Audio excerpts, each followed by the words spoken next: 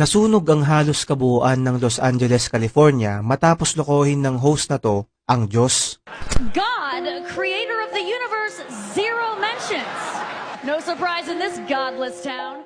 Mga kaibigan, nito lamang January 6 ay ginanap ang 82nd Golden Globe Awards na nangyari sa Beverly Hills, California. Ito ay pinamunuhan ng host na si Nikki Glaser at sa isang parte ng seremonya ay tila ba niloko nito ang Diyos at tinawag na godless town yung lugar na siyang pinagtawanan naman ng mga tao.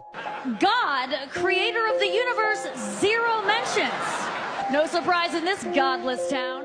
Ang nakakapagtaka lang dito, 2 araw lang ang makalipas January 8 ay nagsimula ng magkaroon ng sunog sa southern part ng California na agad namang kumalat sa iba't ibang parte ng Los Angeles. Ngayon ay nasa 200,000 residente na ang lumikas sa kani-kanilang mga bahay dahil sa sunog at pati nga ang bahay ng sikat na American icon na si Paris Hilton ay isa rin sa mga naapektuhan. Dahil sa pangyayaring to, ayon sa ilang netizens, ay dapat hindi raw sinasali sa mga biro ang Diyos dahil kayang-kaya nitong gawin ang mga ganitong bagay at patunayan na siya ay makapangyarihan. Ano ang masasabi mo dito, kaibigan?